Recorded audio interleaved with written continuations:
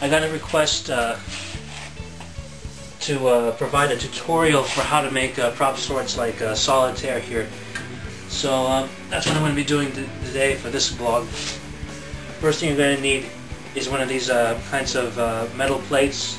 You can get them at Home Depot or whatever, or most kinds of hardware shops like that. This particular kind of plate is aluminum, which is what I prefer for making prop swords because it's pretty light. And that way it won't like weigh you down or anything, and it's easier to swing. After you've cleaned the plate, you're going to use the skill saw, or the jigsaw, whatever you want to call it, to cut it. Now I'm going to be, you have to make sure that the blade you're using is specifically designed to cut metal. That way you don't end up breaking it. Also be sure to set it on a lower setting, a slower setting, that way it's able to cut the metal better. And make sure when you're cutting these things, no matter what you do, always remember to wear goggles. Nobody likes having metal filings in their eye. I can't find my normal goggles right now, so I'm just going to use these. So, let's cut it. Okay, you're going to want to mark the center, the top right here. And then you're going to want to put some marks as to where the point will actually begin. So I'm going to start the point right here. And we're going to be cutting essentially a point like this. So just get a basic idea of where it is you're supposed to cut. Okay, now it's time to actually cut this thing.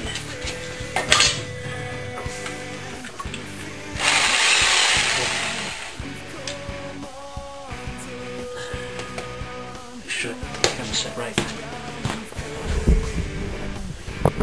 Alright.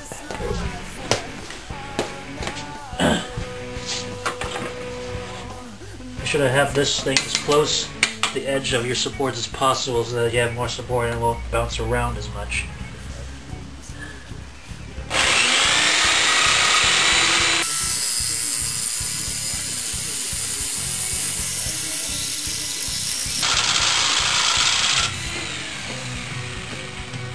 Oh boy. Okay. That's one side.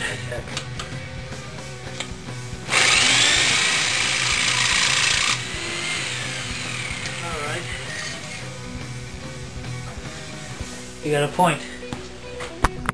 Okay, so I managed to get the tip as straight as I could. What I'm going to have to do is file it a lot, make sure I get it as smooth as possible. Also, I cut off the tip, as for safety reasons I don't like to sharpen these things.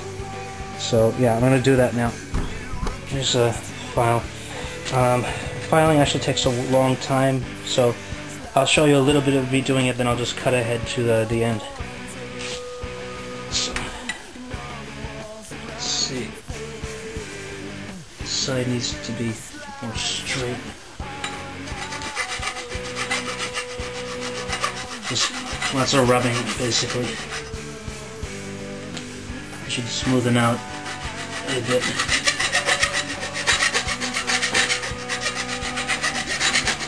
Well, that's about as good as I can get it. You also be sure to file the sides a bit so you can get rid of all the extra stuff on the side. This should smoothen out the edges. Make sure you don't have any extra stuff on the side. You'll also notice that it's getting a bit messy right now. On the tip, lots of scratches and stuff. Don't worry, that'll be taken care of a little later. And so will this extra marker. Okay, now that you got that done, you're ready to start testing the other end. It's just going to serve as the part for the handle. But the actual handle of the sword, you're going to want one of these really thick, one of these heavy wooden dowels. This one's maybe about 1.5 inches or so thick. It should go very well with this. And first thing I'm going to do, actually, is to put against it right here. to get an idea of how thick the wooden dowel is in comparison to the actual blade. Try to find the center and mark that, just how thick that is, so that you can actually cut this part so it goes into the handle. So I'm going to do that now. Now, when you're making the part of the blade that's going to be inserted into the handle, you gotta know exactly what kind of sword you're going, exactly how you're going to be wielding. Are you going to be wielding it one-handed or two-handed? Well, the Master Sword in Zelda is for the most part one-handed, so you're going to delegate about this much space, maybe about right here, to being inserted into the handle. And I'm going to extend a little farther down here. So about right here is where the end of the handle is going to be. Let's mark that down. Right here. I'm just going to draw a straight line across that, which will be erasable later. You should get something like this. These are going to be marking where you're going to cut. Be cutting this part and this part. This is the part that's going to actually stick into the handle, where you're going to actually fasten it in there with Gorilla Glue later. So I'm going to cut that now.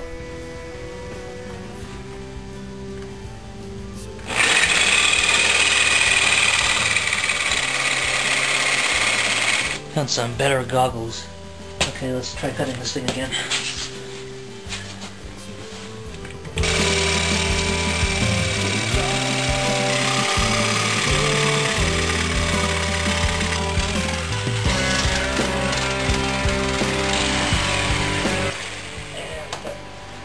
Side down. So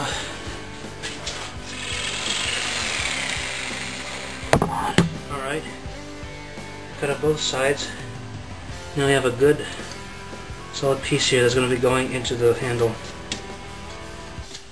And I think now is a good time to show you how exactly you're going to get rid of all these scratches and how exactly you're going to make the blade look really shiny. So we're on to the next part. Okay, this next part's a little cool. Now we're going to be using one of these. It's a buffer grinder type thing. Well, it says grinder, but I prefer to call it I think it's actually called a buffer, I'm not quite sure. Anyways, I know this works, so let's plug this in.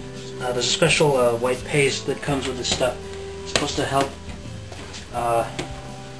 it grind better, so I'll run it through it.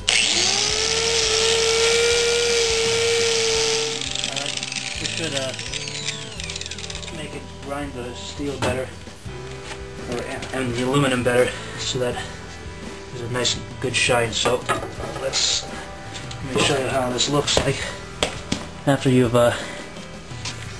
taken some time to buffer it a bit. Now keep in mind though, when this happens, the blade's going to heat up actually a little bit. It's going to be a little hot to the touch, so just warning you about that.